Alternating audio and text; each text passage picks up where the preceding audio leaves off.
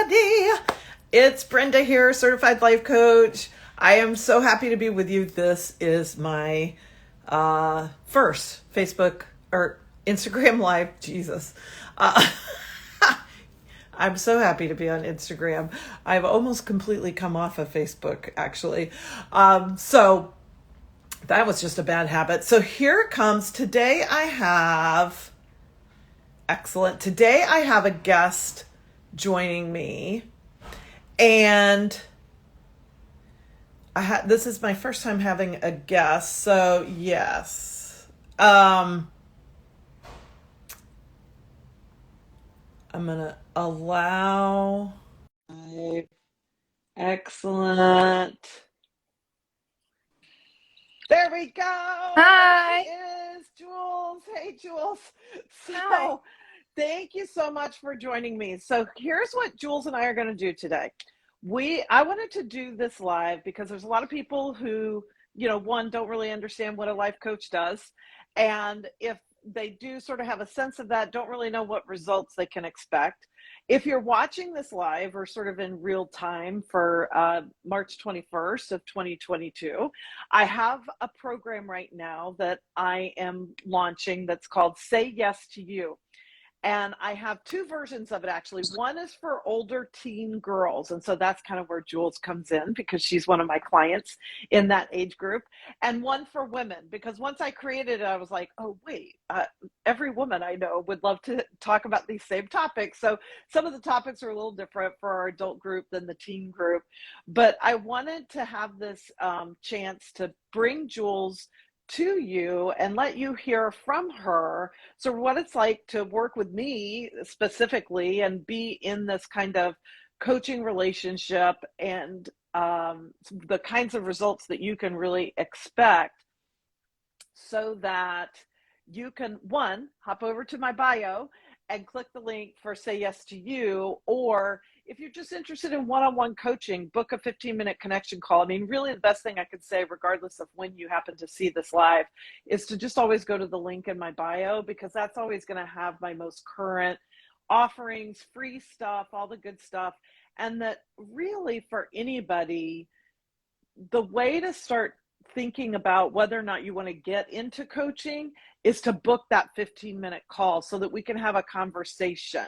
So let's go to you now, Jules. So when you were thinking about working with me at the beginning of our relationship, and we have kind of had you worked with me for a while and then we quit working together, and then you came back and we worked again more recently. So we've kind of had two spots, which is super common because life takes you in different directions. But when you first started, what made you think that to even try it, right? Like to be willing, especially for me, right? I'm a lot older than you. I'm even older than your mom, so why me? And what was that like for you to decide to get into a coaching relationship? Well, I heard about you from my own mom and my sister, and they were already working with you, said amazing things about you.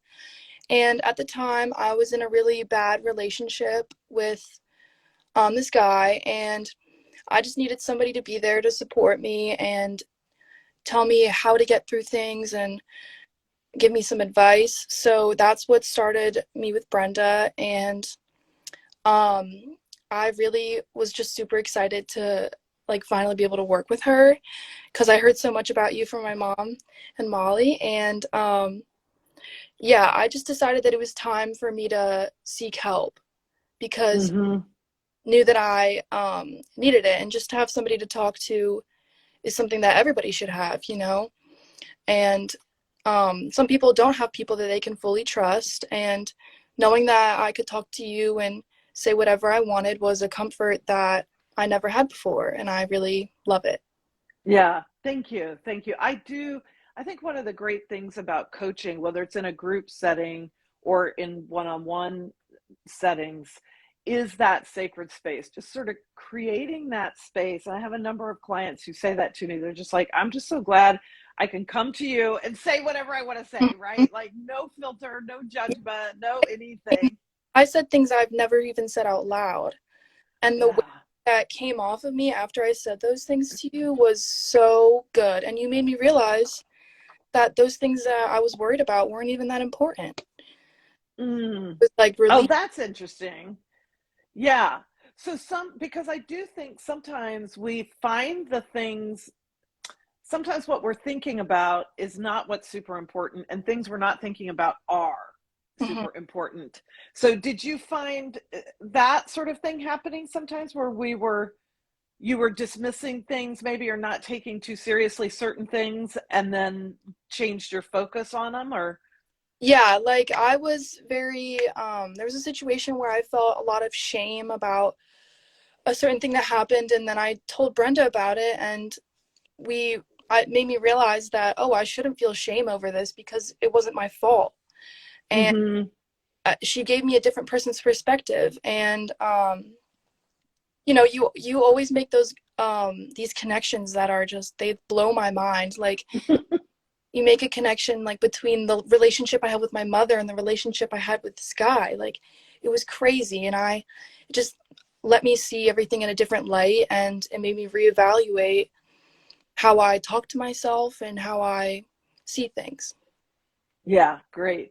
And so one of the reasons why in this group program, Say Yes to You, but also when I'm working individually with people, we do tend to get off on all sorts of topics, whether it's about our bodies and our confidence, in our bodies, like physically, how we look, but also how we're expressing ourselves sexually. Um, and toxic relationships, or relationships with boyfriends and girlfriends, whether they're toxic or not, there's always something there. Yeah. And then, stuff with our parents, because again, it doesn't matter how old you are, we all have issues Hmm. with our moms and our dads, Hmm. even when we love them and all those great things that impact all kinds of other things where we don't necessarily connect the dot.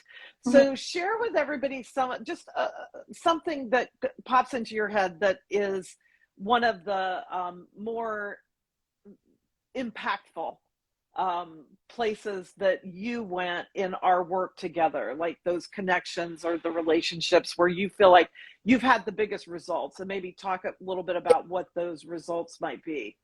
Well, when I started, I one of the things that I do is I keep all my emotions in. I repress my own emotions because I don't want to feel a certain type of way.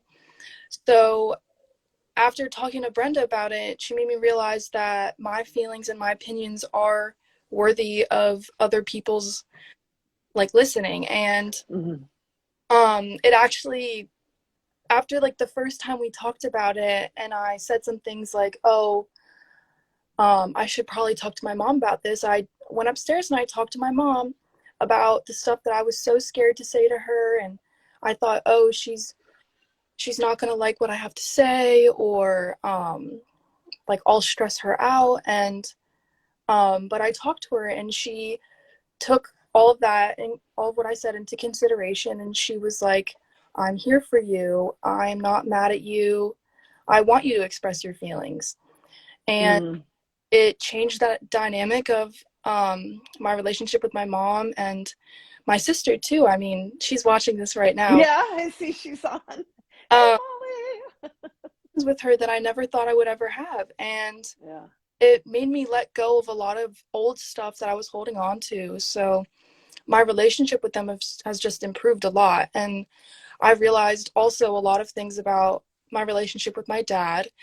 And um, I think a lot of teenagers can relate to having daddy issues or mommy issues, and that's why this program that you're talking about, I think it's going to be amazing because I think a lot of us young girls can relate to each other about whether we have mommy issues, daddy issues, or both, or if you everybody can talk about it and just get it out there. And Mm-hmm.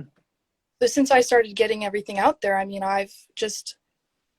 it's less about how what they think of me and more about how I feel about myself now, because now I have the confidence to say what I feel in the moment, and I never Mm-hmm.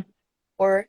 And it was just this big weight on my chest, but now it's been lifted because I'm not scared to excuse myself from situations where I feel uncomfortable, or tell my mom, "Oh, I don't want your boyfriend to come over tonight," or Mm-hmm. something like that, you know?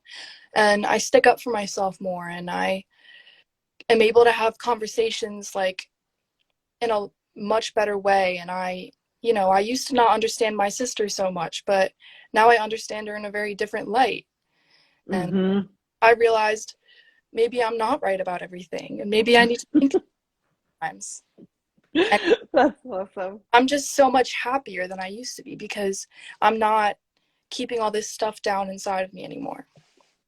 Yeah, so I want to get to the boyfriend because that's a big thing. And I think that many of us can relate to toxic relationships, whether it's in our love lives or somewhere else. But before I do that, real quick, just based on what you just said, uh, I'm curious how you feel like it has impacted. So you're a senior in high school, getting ready to go off to college. So all this big, Yeah. transition stuff is headed your way. So I'm curious, kind of two things. How has our work together helped or impacted your friendships, this year? And then how do you perceive it as you move forward into this big time of transition you have coming up? Well, since I was in a toxic relationship, I had no friends from freshman to junior year. Like I did, but they were very few because Mm-hmm. I was just he isolated me. That's what my ex did. And Mm-hmm. since I let go of him and I blocked him on everything, it was hard for me to make new friends because I wasn't sure what to say and I wasn't super comfortable like talking to new people. And I had some friends that weren't my friends anymore, but we just talked about it and I realized that the best thing I can do is be myself. Mm-hmm. Now I have amazing friends, the most supportive friends I've ever had in my life, and I never thought that I would have them in a million years. And I did it all just by being myself and not holding down my feelings and just not being insecure about, oh, if I say this, then they won't like me. I was just like, well, if they don't like me for me, then why should I be their friend?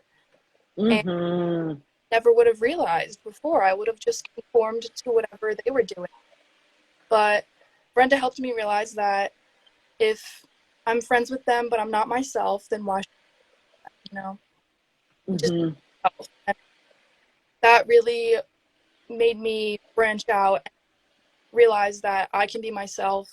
And one thing that I really struggled with was I had a really big fear of judgment from other people. Mm-hmm. Now, after like all the work we went through, I'm a lot more sure of myself. Mm-hmm.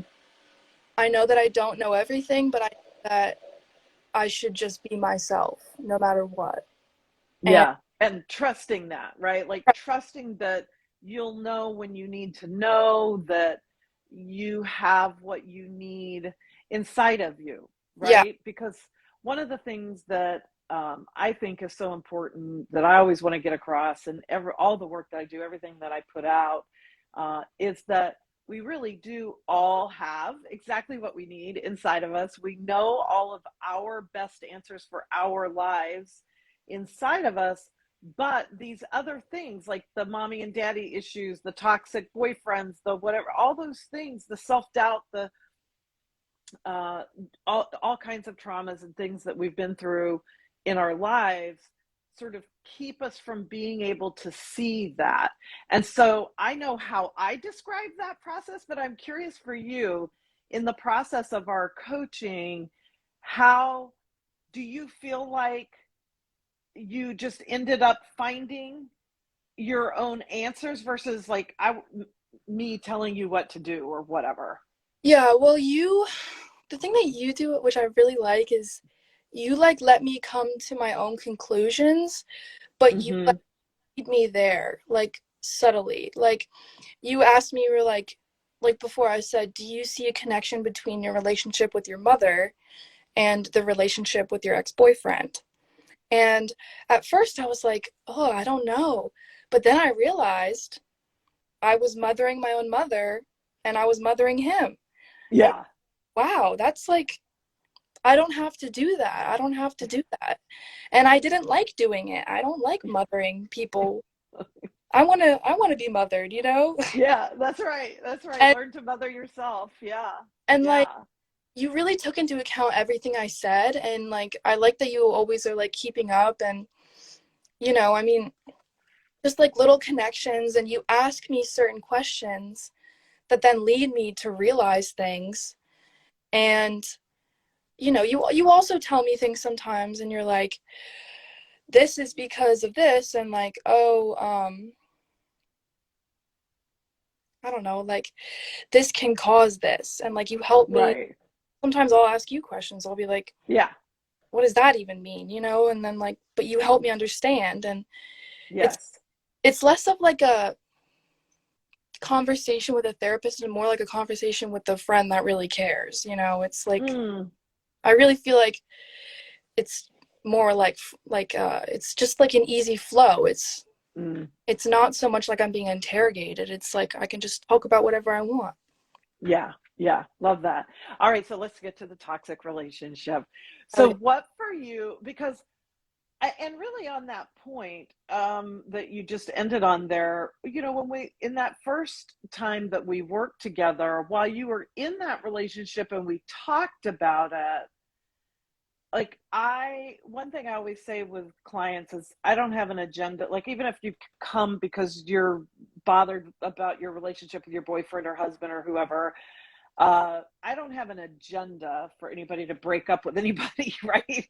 My agenda when I work with anybody is just to help you get to your own truth and for you to discover that and know that it's your truth. And then if you need help acting on that, sure, because we don't always, even once we kind of figure out what our truth is, we don't always know what to say or how to quite do that. So I wasn't trying to get you to break up with this guy. But it took a while, right? Like at Yeah. the beginning of our time together, you were still invested in that relationship. And then you actually broke up when we weren't working and then came back into the work again. So tell everybody a little bit about just kind of what that was like for you. Again, instead of from my perspective and how I saw it, what it was like for you. Well, I mean, at the time, the relationship was just bad. Like he was very controlling, very like I couldn't even hang out with my friends, and he would like without him starting a fight or something.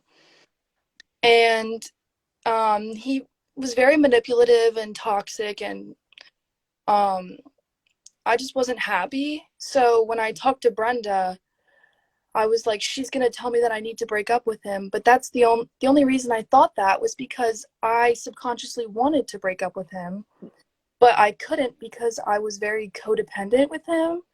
Mm-hmm. So I like couldn't be alone, and I like needed him.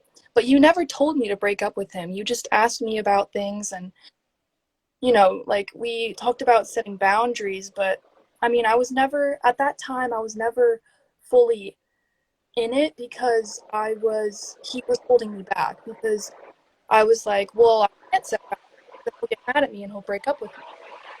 But, Mm-hmm. Mm-hmm. once I finally like did break like when we stopped talking, I like a lot when we were like for the second when we started talking for the second time, I was much more open to everything that he was saying.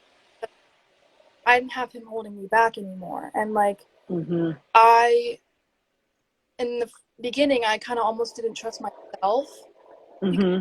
like she's going to tell me what I need to hear, and I already know what I need to Mm.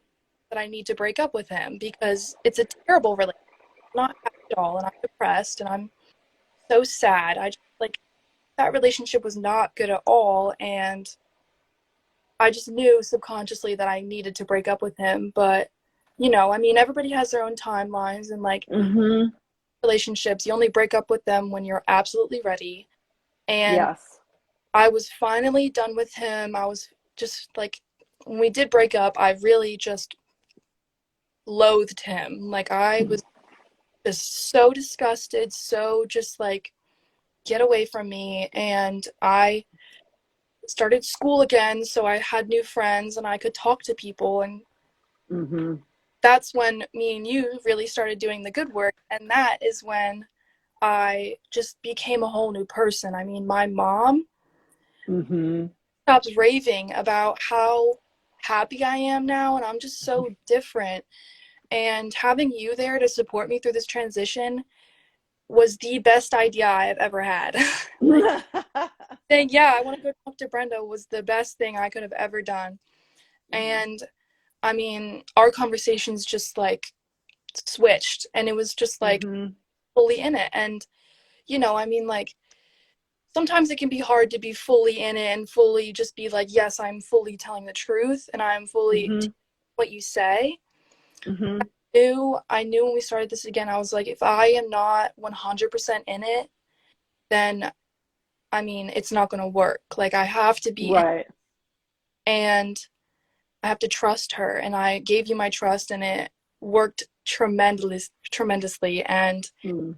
I'm a whole different person than I used to be. Like, my ex wouldn't even recognize me. I Yeah. I never stood up for myself. I was so insecure. I was very depressed. I mean, I still deal with insecurities, but I mean, Sure. everybody, and that's like a very young people thing, I guess, to deal with, especially now with social media. But um, yeah, I mean, I was just in a really bad place, and I I took the last step and I broke up with him. But the best thing out of all of it was talking to Brenda, and she made me realize so many things. And throughout that whole relationship, all that ever happened was he just invalidated me and gaslighted me, Mm-hmm. so much stuff. So Mm-hmm. the one thing that I will never forget is I made a list of all the bad Oh, things he did to me, and yeah. times that he like cheated or like said something mean to me, and I wrote it all down.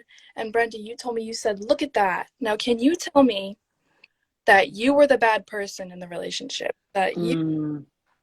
That ruined everything?" And I was just like, "No, because he was Yeah. an asshole. Yeah. So mean." And Mm-hmm. that made me feel more validated than I've ever felt in my entire life. Mm.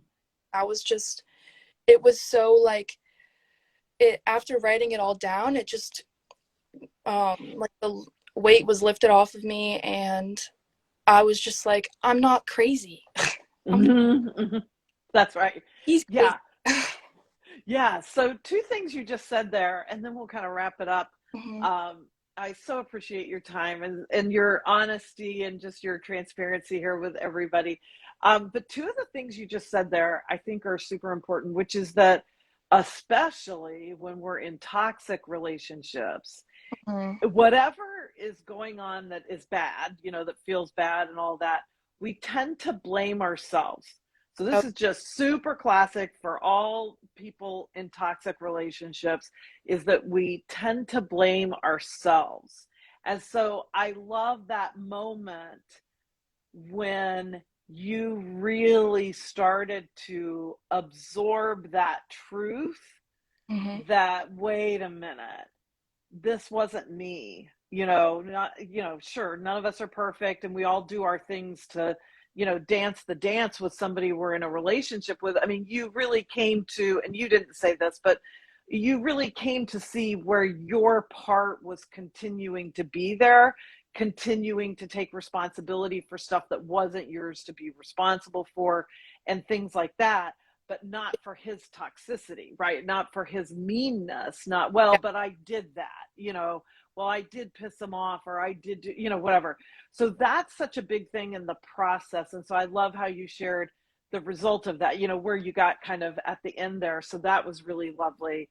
Mhm. And then the validation piece, because I think in so many ways, I often think about what I do with all my clients. I mean, every client comes in for a different reason, Yeah. and they're pretty much all, love relationships, career issues, um, and I don't even know what the third one is. Money's the other one. Money, career, and Relationship. love is what usually brings people into coaching. And but so much of all of those and all three topics are interconnected. Everything in our lives are interconnected. And so much of it has to do with this issue of validation that you just brought up.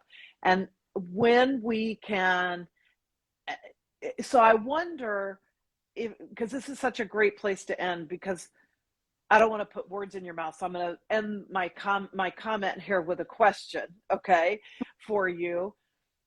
But I think when we learn to validate ourselves instead of wanting our job to validate us, or, if you're still in school, good grades to validate you, that happens a lot, right? Like kids get Yeah. caught up in, I got to get good grades, or looking to, oh my God, fucking social media to validate us. That's a terrible place to go for validation. But we do it, right? Like we Yeah. do it. We'll go in and we scroll and we're comparing ourselves because somehow in that we're wanting some kind of validation that we're okay. In relationships, it usually comes out like not being seen and heard is the way people will describe it. I don't feel like my boyfriend, my girlfriend, hears me. They don't really hear what I'm saying. Or same thing with parents. Doesn't matter how old you are. A lot of us don't feel like our parents hear us. I have a conversation with my mom, and my gosh, it's like talking to a wall or whatever. And so that the power, the personal power that you get when you start expecting or wanting or needing, even more so needing, other people to validate you, and for you to be able to validate yourself. I mean, the power of that is almost, everything I do, no matter what the topic is with a client, really ends up coming out of their ability to turn that validation piece inward. So I wonder, as we wrap up, if you can just sort of comment to that and how it's different for you now than at the beginning when we started working together. Yeah, well, I mean, basically a lot of my life I've just been invalidated and I've just kept quiet. And, when I started dating that guy, the only source of validation that I got was from him. And it was really bad because he was really mean to me and he always invalidated me. So, Mm-hmm. I mean, there's lots of different types of validation. There's academic validation, male validation that a lot of girls look for. But I mean, once I started talking to you and I realized like how I feel is how I feel, period. Mm-hmm. Like, I don't need anybody else to tell me that the way I'm feeling is wrong because, oh, you shouldn't feel that way because I feel this way. Well, I still feel this way. It's just my natural response.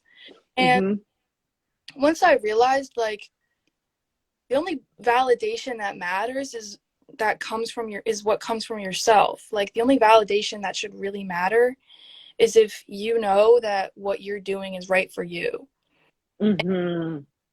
I mean, other people don't know what you've been through. They don't know your whole life story. They don't know how your brain works. Mm-hmm. So if you want to validate you should, like, everybody should feel as though they can validate themselves. Like, yes, there is a time and place to have conversations with other people to have a better understanding of the situation. Mm-hmm. At the end of it, I mean, yes, you can be wrong, or Sure. like, oh, I'm sorry, I made a mistake, I didn't mean to hurt your feelings. Mm-hmm. But in the sense that, like, if somebody's doing something to you and it makes you feel bad, it makes you feel like you're not worthy, that is an invalidating experience. I mean, you feel like, oh my God, I did something wrong. But in reality, maybe they're just mean. Maybe Right. Right. that is where you come in. And that is where you helped me so much because you realize they're just mean. That's not my fault. It's not my fault that they're mean. I mean, Right. like whatever he did to me, I never said the things that he said to me to him. I never was that mean to him. I never, like, yes, I played games at a certain point because of whatever, but I mean, that was just him as a person. Mm-hmm. Everything Mm-hmm. experiences he had as a kid that molded him into the guy he is today. But Mm-hmm. I mean, like ever since I started validating myself, I've Mm-hmm. stopped caring about what other people think, because at the end of the day, the only thing that's going to make me happy, like genuinely happy, is if I do what I feel is right. And Mm. I like the thing is like there's like nobody is ever like there's never going to be all the people in the world agreeing with you. Everybody has different Right. everybody's different. And once I learned to accept that, and I was just like, not everybody has to like me. And if you don't like me, then I probably won't talk to you. So it shouldn't bother me. I mean, you should surround yourself with people that are validating you. And, I found my group of friends that validate me so much. And Mm-hmm. ever since I've been getting that validation, like, and it's realized that I've started validating myself. And, like, Mm-hmm. after I started validating myself, I'm just like unstoppable now. I mean, That's right. I, Yeah, I love it. I I love it. wrote an English paper about rape culture, and I'm gonna meet with the principal and try to make an like a presentation about it and present it to the school, because our school doesn't teach kids about that stuff, and like consent and Mm. stuff. Awesome. And I think that's important. So I'm gonna validate Yes. myself and say, yeah, that is important. Maybe you should do something about it because you have a voice. Yes. I do. Yes. Yes. Wonderful. Unstoppable. There's no better place to wrap up the conversation. So Mhm. thank you, Jules, so Yeah. much. Thank you for your authenticity. Thank you for your openness, your willingness to share all this stuff. And for everybody who's interested, we've got Say Yes to You coming up. You've got to register by Thursday. So that's March 24th. If you're listening to this after that, no big deal. Just go to my bio and you'll find out what I've got going on, and book that 15-minute call if you have any question about, like, is this right for me, or what should I do, or is the timing right for one-on-one coaching or whatever. When I don't feel like the timing's right, I'll tell you. If I don't feel like I'm the right coach for you, I'll tell you. Mhm. Or if the program's better, whatever it is, there's lots of different ways people can do it. It's just that we choose to do it, right? It's Yeah. that you chose, even at such a young age, to say, hey, wait a minute, I'm going to say yes to me by starting this coaching relationship. Maybe not fully knowing what to expect out of it or whatever, but really wanting to take a step towards something that's going to improve what's going on in your experience in the world. Mhm. Yeah. Yeah, yeah. All right. Well, thank you so much. Thanks, Yeah. everybody. Have a great day. Bye bye. Bye.